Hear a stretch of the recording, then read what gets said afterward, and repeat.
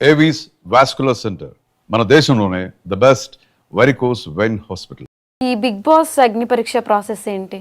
Big boss అగ్ని పరీక్ష actually నేను ఎక్స్పెక్ట్ చేయలే.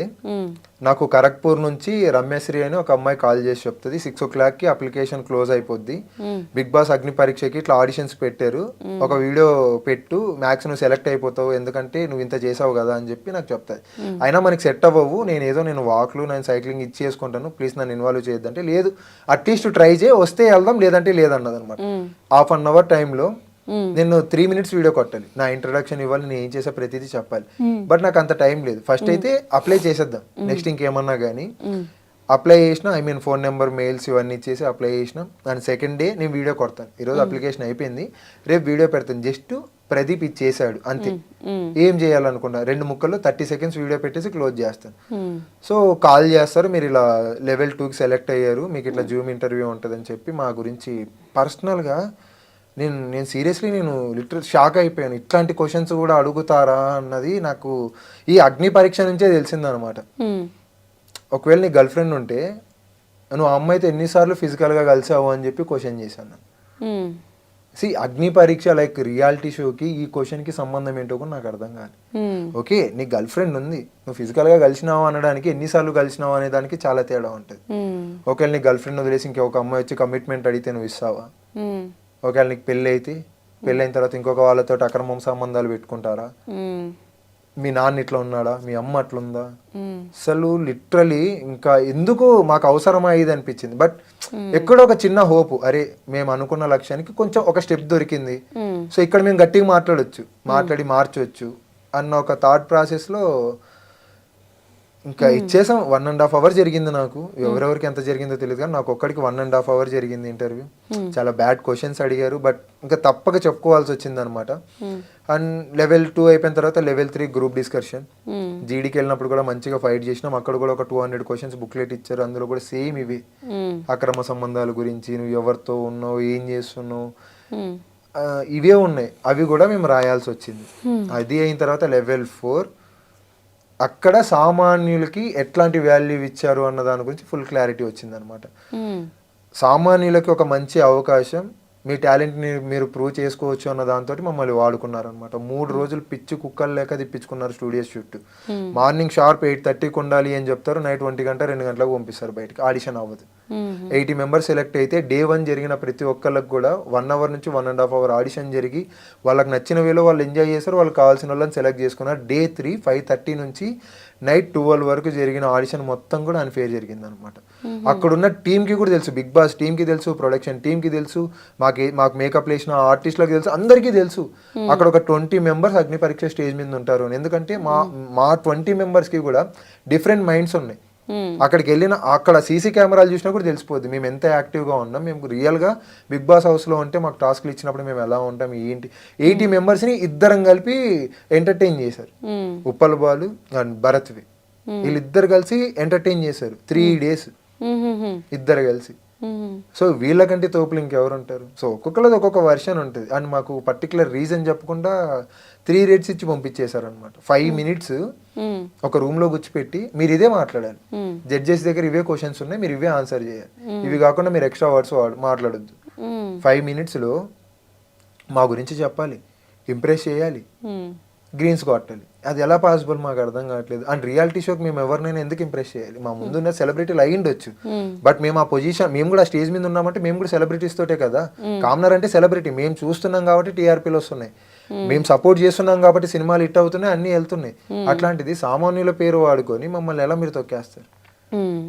సో అన్నట్టు చాలా మంది, కొంతమంది అయితే జాబ్స్ రిజైన్ చేసి వచ్చినారు. రమ్య అని చెప్పి ఒక అమ్మాయి బెంగళూరు నుంచి జాబ్ రిజైన్ చేసి వచ్చింది. సిక్వల్ సీమ్యాన్ అని చెప్పేసి అతను కూడా జాబ్ రిజైన్ చేశాడు. ఒక అబ్బాయి కువైట్ నుంచి వచ్చాడు, ఒక అమ్మాయి లండన్ నుంచి వచ్చింది. ఒక్కొక్కరికి ఒక్కొక్క ఫ్యామిలీ ప్రాబ్లమ్స్. ఒక అమ్మాయి అయితే అపూర్వ అని చెప్పి, అపర్ణ అని చెప్పి ఒక అమ్మాయి లేడీ టైగర్. ఆ అమ్మాయి నువ్వు అకాడమీని ప్రమోట్ చేసుకోవడానికి వచ్చావా అన్నాడు. ఇంకొక అమ్మాయినేమో నవదీప్ అన్నాడంట, లైక్ నా ఫ్రెండ్, ఈ అమ్మాయి బాగుంది, ఈ అమ్మాయికి గ్రీన్స్ ఇచ్చేయచ్చు కదా అన్నాడంట. అంటే టాలెంట్ వద్దా?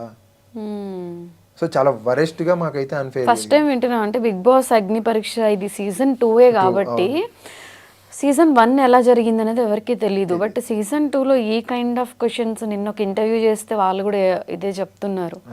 అంటే మరి ఇంత టూ మచ్ ఆఫ్ క్వశ్చన్స్ అంటే ప్రాపర్ సెలక్షన్ జరగలేదు జరగలేదు అస్సలకి. అన్ఫేర్ అని చెప్పి మాట్లాడుతున్నారు. డే 3 జరిగిన వాళ్ళకి మాత్రమే, అది కూడా 5:30 నుంచి 12 జరిగిన వాళ్ళకి మాత్రమే అన్ఫేర్ జరిగింది. విత్ ఇన్ 5 minutes లో అందరం బయట ఉన్నాం. డే 1 10 members కి జరిగింది, 10 to 15 members కి ఆడిషన్, ఒక రోజు మొత్తం పట్టింది. అట్లాంటిది డే 3 మాత్రమే 20 members కి విత్ ఇన్ 5 hours లో అయిపోయింది. అది ఎలా పాసిబుల్ అసలు? అట్లా అనమాట, మొత్తం కూడా అన్ఫేర్ జరిగింది. ఇప్పుడు మా ప్రొఫైల్స్ జనాలకి తెలుసు, మా స్కిల్స్ తెలుసు, అన్నీ తెలుసు. ఇప్పుడు నువ్వు అక్కడికి తీసుకొచ్చి మాదే తప్పన్నట్టు నువ్వు పోర్ట్రేట్ చేసి, అంటే మేము టాలెంట్ ప్రూవ్ చేసుకోలేనన్నట్టు పోర్ట్రేట్ చేస్తున్నారు కదా దాన్ని.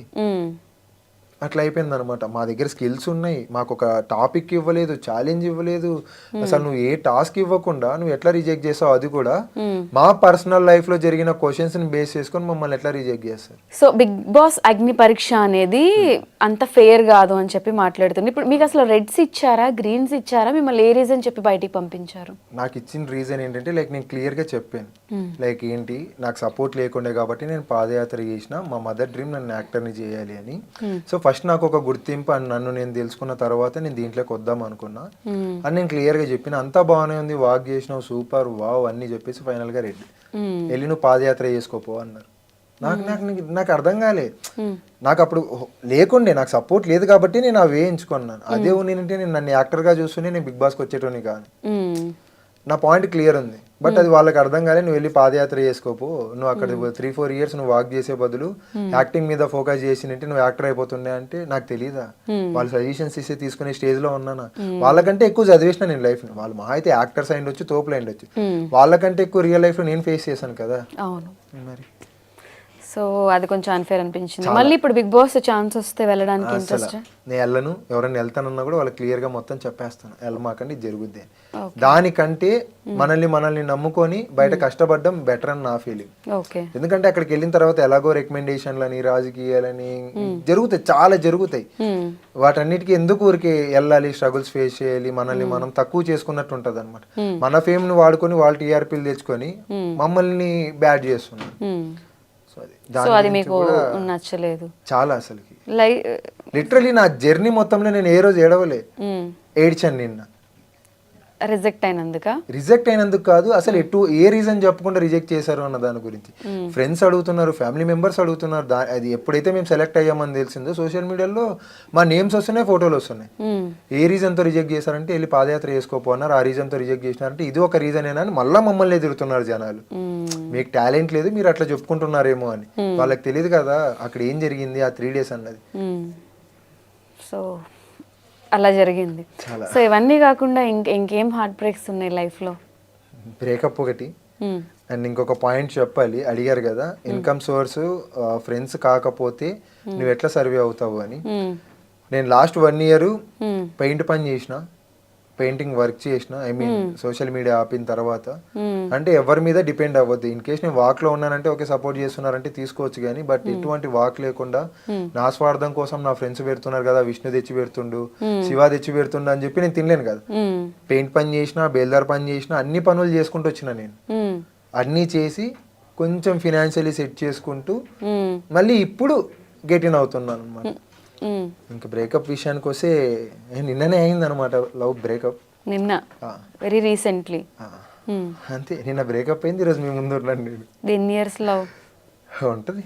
ఒక 3-4 years లవ్. 3-4 years? సీరియస్లీ? అంటే వాళ్ళు కూడా లైక్ ఇప్పుడు వాళ్ళు కాంటెంట్ క్రియేటర్సే.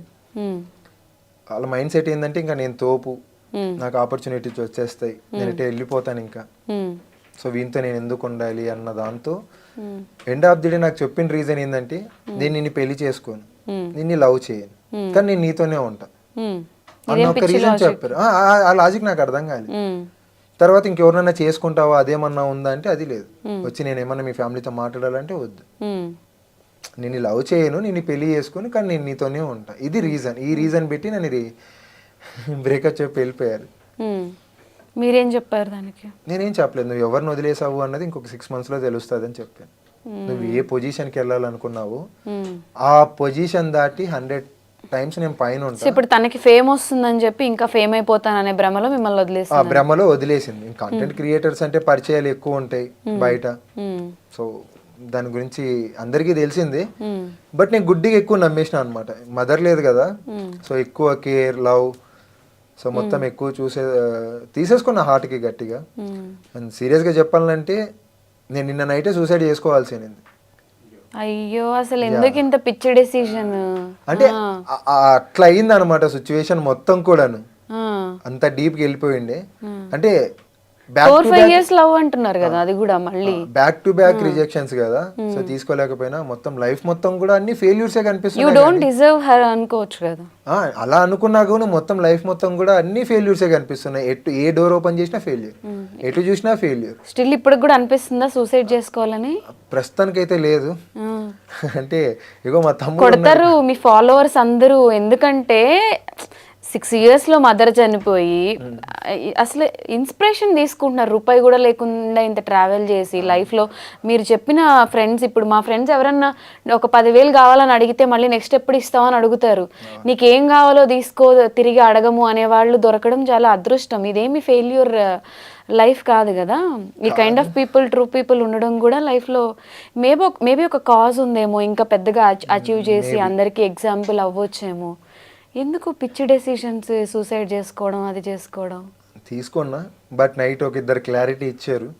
నువ్వు ఇది కాదు, నువ్వు చాలా చేంజ్ అవుతున్నావు, ఒకసారి థింక్ చేయి, ఇంకా మీ మదర్ డ్రీమ్ అవ్వలేదు, అయిన తర్వాత కావాలంటే నీ ఇష్టం అని చెప్పి కొంచెం క్లారిటీగా వార్నింగ్ ఇచ్చారనమాట. ఇదంతా ప్రతి ఒక్కరి లైఫ్ లో అవుతుందబ్బా. బ్రేకప్ లేనోళ్ళు, హార్ట్ బ్రేక్స్ లేనోళ్ళు ఎవరు అలా, పాయింట్ కాదు కదా, అంటే అది ట్రూ లవ్ లేకపోతే అంత జెన్యు అలా కాదు. అక్కడ అమ్మాయి సిల్లీ రీజన్ చెప్పి వెళ్ళిపోతుంది, ఫేమ్ వచ్చిందని చెప్పి వదిలేస్తుంది అన్నప్పుడు తను కరెక్ట్ పర్సన్ కాదనే కదా.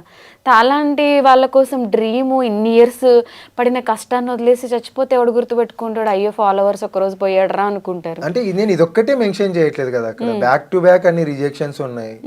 నా అనేటోళ్ళు లేరు. ఇంకా మనం పెద్దగా ఏమన్నా లైఫ్ లో ఏమన్నా వస్తుందేమో అంటే అట్లా కూడా ఆలోచిస్తాను కానీ, బట్ ఒక్కొక్కసారి ఏమైపోద్ది అంటే ఒంటరిగా ఉన్నప్పుడు నేను ఉండకపోవడమే కరెక్ట్ మేబీ అన్న థాట్లోకి వెళ్ళిపోతాను అన్నమాట తొందరగా. ఇప్పుడు ఎవరు ఉంటున్నారు మీతో పాటు? వచ్చింది ఎవరు? అబ్బాయి విష్ణు, తమ్ముడు. ఇప్పుడు ఆ అబ్బాయి నన్ను మోటివేట్ చేస్తూ నేను ఉన్నాను కదా, ఎందుకు నువ్వు ఇట్లా ఆలోచిస్తాను అని చెప్పి. ఫాలోవర్ అబ్బాయి, మీ ఫాలోవర్. నా ఫాలోవర్. ఏం అవసరం ఉండే అబ్బాయి ఇక్కడ స్టూడియోలో కూర్చున్నాడు? ఎందుకు కూర్చున్నాడు? అన్నా అనుకున్నాడు కదా. నీకు ఓకేనా ఆయన సూసైడ్ చేసుకుంటే? అందుకే ఉన్నావా సూసైడ్ చేసుకుంటున్నాడని? లైక్ ఏంటంటే అబ్బాయికి ఏం అవసరం? నీకు ఫ్యామిలీ ఉందా? అన్ని ఫ్యామిలీ అంతా అన్నీ వదిలేసి తన కోసం వచ్చావు నువ్వు. చూడు, ఎవరు లేరని మాట్లాడుతున్నావు. చిన్న ఏజ్, అలా ఎవరు వస్తారు? తెలిసిన వాళ్ళు వస్తారు. ఇప్పుడు నేను చచ్చిపోతా అంటే 1 గంట కూర్చుంటారు, 2 గంటలు కూర్చుంటారు, చెప్పేసి వెళ్ళిపోతారు. బట్ అలాంటి పీపుల్ లైఫ్లో ఉండడం కూడా చాలా గ్రేట్ కదా. ఈ డెసిషన్, ఈ మైండ్ సెట్ మార్చుకోవాలి. తప్పు ఇది చాలా. మళ్ళీ సక్సెస్ తర్వాత మళ్ళీ మనం ఒక ఇంటర్వ్యూ చేద్దాం, అప్పుడు ఈ రీజన్స్ అన్ని చెప్పి మీరే నవ్వుకుంటారు. ఖచ్చితంగా ఈ సూసైడ్ థాట్ అది లేదు, ఇంకా అది తీసేస్తాను. కెమెరా ముందు మీ మదర్ మీద ప్రామిస్ చేయండి ఇంకొకసారి ఇలాంటి. మదర్ మీద ప్రామిస్, అండ్ నాకు సపోర్ట్ చేస్తున్న మీ అందరి మీద కూడా నేను ఒట్టేసి చెప్తున్నా, ఇటువంటి డిసిషన్స్ అయితే తీసుకోను ఇంకా. బట్ నిన్న జరిగిన situation back to back rejections and కొన్ని ఫ్యామిలీస్ ఇష్యూస్ కూడా వచ్చాయన్నమాట. నీ వల్ల మాకు ఇది జరుగుతుంది, అది జరుగుతుంది అని. సో